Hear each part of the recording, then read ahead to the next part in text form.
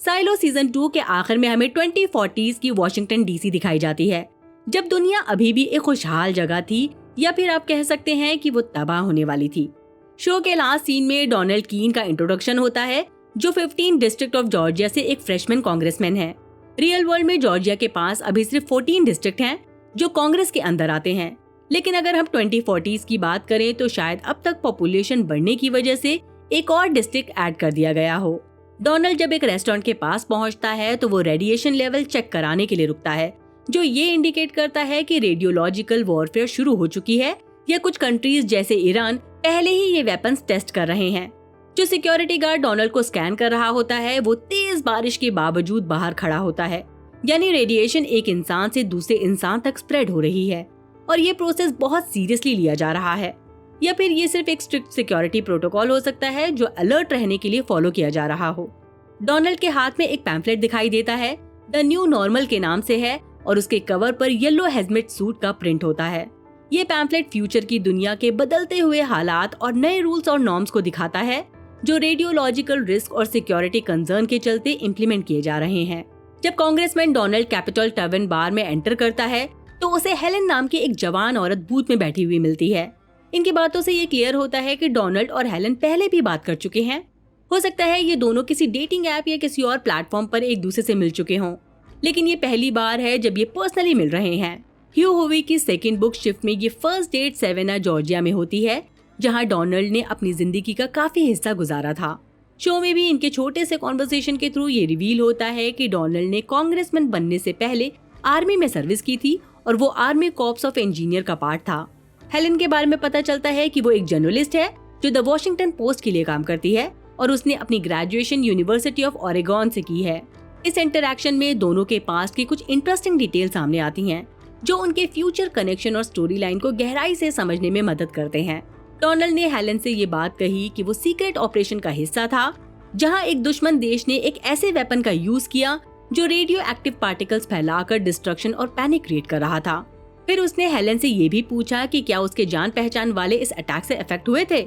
मतलब शायद उस डर्टी बॉम्ब या रेडियोलॉजिकल डिस्पर्सल डिवाइस के यूज की वजह से बार बार रेडिएशन स्कैन करने की जरूरत पड़ रही थी, क्योंकि रेडिएशन हवा, मिट्टी और पानी में फैल गया था और रेडिएशन एक्सपोजर को डिटेक्ट करना और कंटामिनेटेड एरियाज को आइडेंटिफाई करना बहुत जरूरी था ताकि लोगों को सेफ रखा जा सके। इस पॉइंट के बाद हेलेन अपने असली इंटेंशन को छुपाने की कोशिश नहीं करती और ये बात डोनाल्ड के लिए क्लियर हो जाती है कि ये अब डेट नहीं बल्कि एक इंटरव्यू था। हेलेन का पहला क्वेश्चन ये था कि न्यू ऑर्लियंस में रेडियोलॉजिकल वेपन अटैक के बारे में क्या प्लान्स हैं और क्या गवर्नमेंट ईरान के खिलाफ कोई कदम उठाने वाला है। उसका ये भी कहना था कि हो सकता है कि रेडियोलॉजिकल अटैक यूजुअली हुआ ही न हो और ये सिर्फ धोखा हो जो इनकी सरकार ने अपने सिटीजन्स को डराने और फ्यूचर के लिए प्रिपेयर करने के लिए बनाया हो।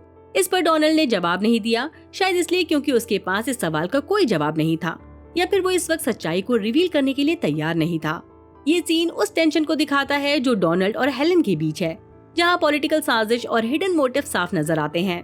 जब डोनाल्ड ने हेलेन को गिफ्ट दिया जो उसने स्टोर से खरीदा था, वो वही रबर डकी पेस्ट डिस्पेंसर था जो जॉर्ज विल्किंस ने तकरीबन 300 साल बाद साइलो 18 में पाया था।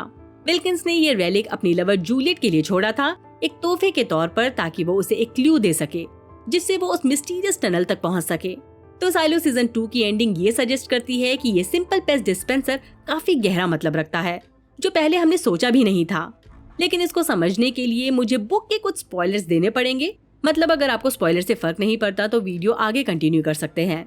साइलो सीजन 2 के आखिर ने ये इम्प्रेशन जरूर छोड़ा कि शो एक अलग टाइमलाइन फॉलो करने वाला है, लेकिन मुझे लगता है कि ऐसा नहीं होगा।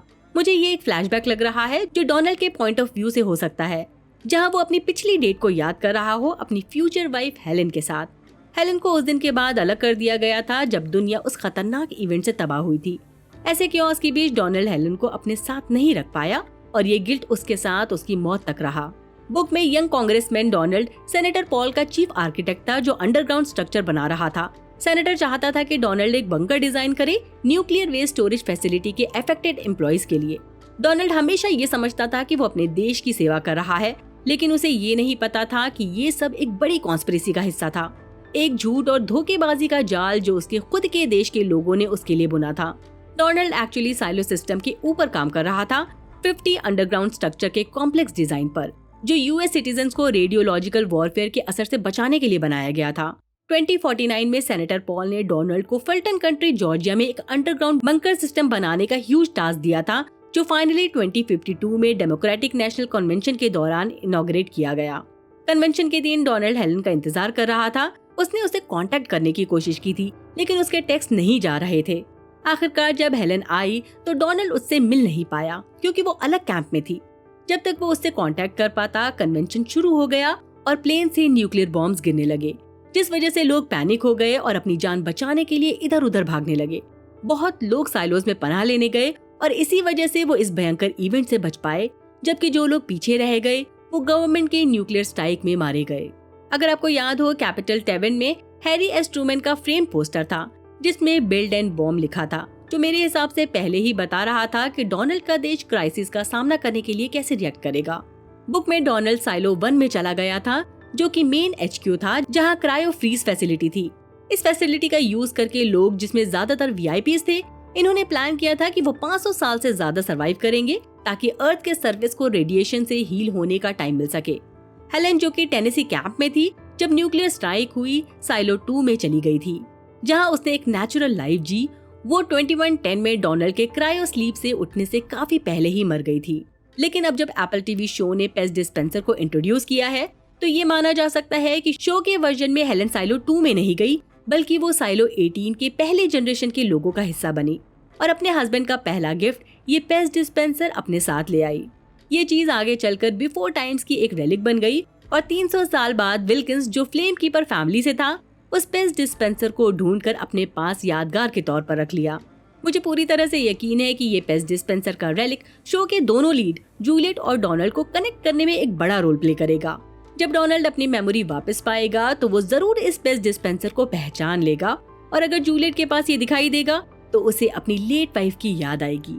शॉर्ट में ये रेलिक पास्ट और प्रेजेंट के बीच एक ब्रिज बनाएगा, जो डोनाल्ड को जूलियट पर ट्रस्ट करने और उसकी मदद करने के लिए कन्विंस करेगा, ताकि वो अपने साइलो को सेफगार्ड प्रोसीजर और वाइप आउट से बचा सके।